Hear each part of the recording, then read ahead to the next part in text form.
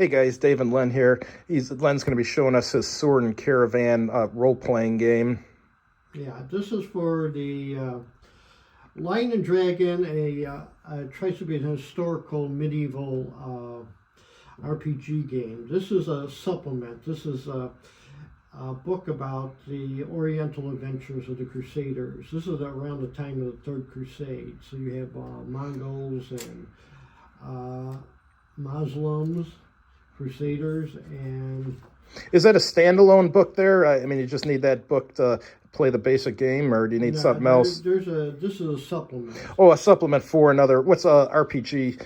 Lion and Dragon. Lion and Dragon. Oh, okay. He's got a few of those. Good quote from Marco Polo: "I am not told the half of what I saw, for I knew that I would not be believed." Do you remember that stupid game kids used to play called Marco Polo?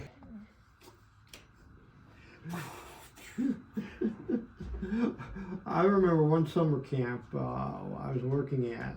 The medical guy was a Vietnam veteran, and he saw that I had some paperbacks, these Bantam history ones, so he borrowed one about the submariners.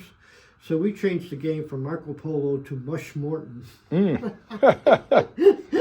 First time I played Marco Polo was in Cancun, Mexico, with some kids when I was a kid at the time in a swimming pool. And the lifeguards are all proto-SJWs, and first they didn't understand what that was about. Then when they found out what it was about, they were just, "You can't do that, why not?" Oh, who's that character in history you wanted role-playing game stats for? Yes, well, that's coming up too. This adds to his historical one new classes like merchants, tradesmen, Chinese slaves, because there's a lot in here about what's happening in China, because you generally, like most people, I don't know medieval China. I got enough problems trying to remember medieval Europe. I have a nice list of the cost per day for hirelings. And treasures, special treasures, flying carpets. Events in cities, and so on. So, now, one of these is Heroes and Villains of the Silk Road. Historical adventure characters, real characters you can have. You get Richard the Lionhearted. Because, where is that? Page 25.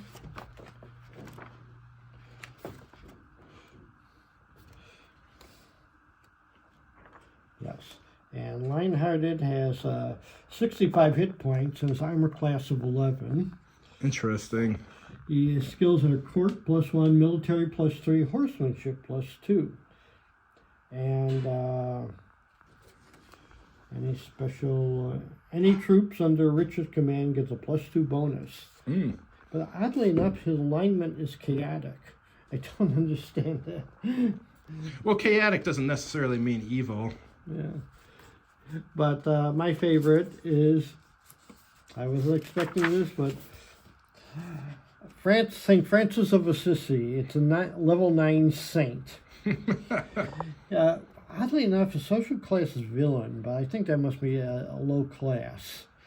But his alignment is lawful. His skills as a merchant, music, theology, Christian, and medicine. He also has miracles like exorcism, laying hands, speak with animals, visions, and blessings. But he only has 10 hit points, an arm class of 11. Yeah, you don't want... Oddly enough, he has a +1 initiative, but I'm not sure if that's a good one. So, and various characters, leaders, also... Artwork's pretty good for it's all historical artwork. Yeah, or it's mimicking the historical. I think they did a good job mimicking it. Or copying it.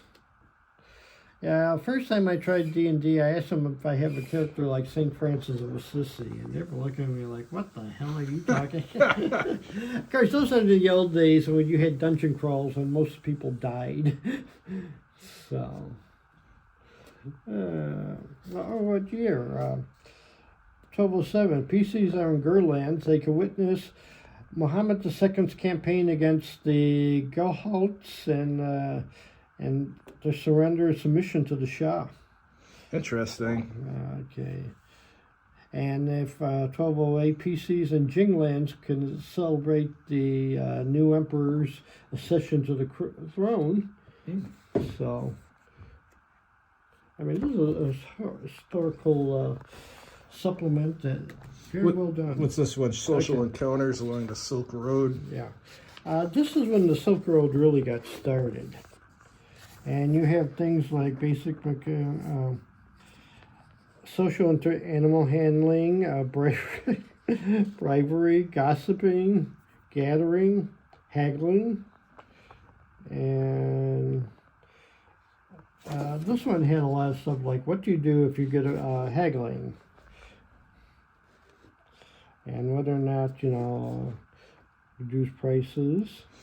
I think there was one about what crimes you can get legal cases. Yeah.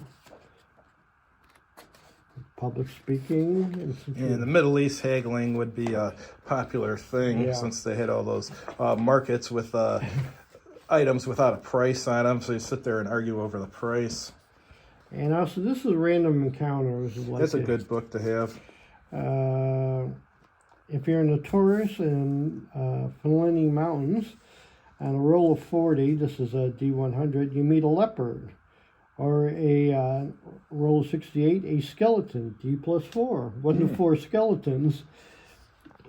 Again, this is a great one. Because there's more to... when we're doing the Chivalry and Sorcery one, as the one guy explained it, is that D&D was for... If you like Tolkien, you want D&D, because that's more fantasy. If you wanted history, you wanted Chivalry and Sorcery, because that... At the time, they had their rule books. They explained more of the medieval world, and you're supposed to act medieval.